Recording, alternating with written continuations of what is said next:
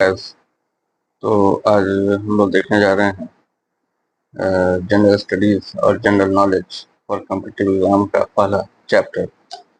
और यह है विश्व में प्रथम देश। कागजी मुद्रा जारी करने वाला पहला देश यह है हमारा चीन।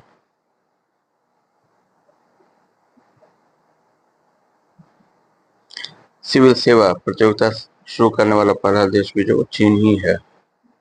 पुस्तक मुद्रित करने वाला यानी बुक्स को पब्लिश करने वाला पहला जो देश है तो वो भी जो चीन है, चाइना ही है।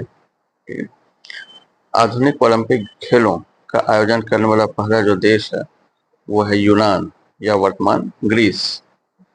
कृत्रिम उपग्रह को अंतरिक्ष में प्रक्षेपण करने वाला प्रथम देश रूस है। चंद्रमा पर मानव भेजने वाला प्रथम देश है संयुक्त राज्य अमेरिका। जैसा हम जानते हैं कि 1969 में यूएसए ने पहला इंसान भेजा था और रादर 3 गए थे उसमें, लेकिन सबसे पहला जो कदम रखा था वो थे नील आर्मस्ट्रांग। प्रथम नगर जिस पर परमाणु बम गिराया गया था तो इट वाज हिरोशिमा। और जैसा हम जानते हैं कि उसके बाद एक और शहर पे जो है परमाणु बम गिराया गया एंड दैट इज नागासाकी। फिर गुट निरपेक्ष आंदोलन के प्रथम सम्मेलन का आयोजन स्थल बेलग्रेड। ये हम बता दें आपको कि गुट निरपेक्ष आंदोलन यानी कि जिसको हम नॉन अलाइनमेंट मूवमेंट कहते हैं। नॉन अलाइंड मूवमेंट ये ऐसा मूवमेंट है जिसमें कि वो देश जो ना कोल्ड वार के समय यूएसए के साथ रहना चाहते थे, ना रूस के साथ रहना चाहते थे, वो तटस्थ रहना चाहते थे। तो उन्होंने इस आंदोलन को ज्वाइन किया था जिसको हम कहते हैं गुट निरपेक्ष आंदोलन। और इसके जो प्रणेता थे, इसके वो जबरदस्त जो समर्थक थे वो नेहरू जी थे, भारत के प्रधानमंत्री। तो ये जो नॉन अलाइंड मूवमेंट हुआ था इसका जो फर्स्ट सम्मेलन था कोल्ड वार के समय, तो इट वाज बेलग्रेड जो यूगोस्लाविया की राजधानी थी। उस समय एक देश था यूगोस्लाविया जो कि आज कई देशों में बढ़ चुका है। तो वहाँ पे पहला ये जो वो हुआ था सम्मेलन। संविधान की रचना करने वाला प्रथम देश यानी कॉन्स्टिट्यूशन की रचना करने वाला जो पहला जो देश है वो है संयुक्त राज्य अमेरिका। अंतरिक्ष में भेजा जाने वाला प्रथम अंतरिक्ष शटल कोलंबिया। शटल किसको कहते हैं ये समझिए। शटल का मतलब होता है कि एक ऐसा अंतरिक्ष यान जो अंतरिक्ष में जाए और वहां पे अपने काम को करके फिर वापस धरती पे आ जाए, वो नष्ट न हो, तो उसको हम कहते हैं अंतरिक्ष शटल। तो पहला जो अंतरिक्ष शटल जो भेजा गया था ये कोलंबिया था और अमेरिका ने इसको भेजा था।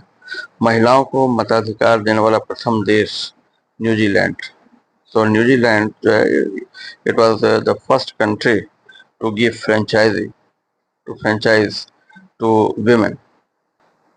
शिक्षा को अनिवार्य करने वाला प्रथम देश इजिप्ट।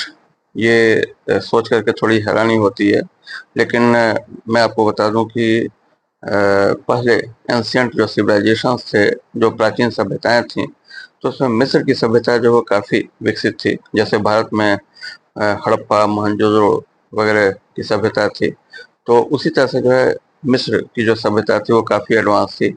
और उस समय शिक्षा को जो है अनिवार्य कर दिया गया था। ठीक है, तो ये एक एडवांस फीचर है इस सिविलाइजेशन का। अब सर्वाधिक जनसंख्या वाला देश आज के डेट में ये भारत है। पहले चाइना हुआ करता था लेकिन अब ये भारत है। सर्वाधिक मतदाताओं वाला जो देश है वो भी भारत है। तो इसी वजह से नो डाउट कि भारत को जो है सबसे बड़ा प्रजातंत्र हम कहते हैं, सबसे बड़ी डेमोक्रेसी कहते हैं। प्लास्टिक मुद्रा जारी करने वाला प्रथम देश ऑस्ट्रेलिया। भूमिगत रेलवे प्रारंभ करने वाला प्रथम देश ब्रिटेन। भूमिगत रेलवे का मतलब है कि मेट्रो रेलवे। ठीक है, विश्व का पहला मलेरिया मुक्त क्षेत्र यूरोप।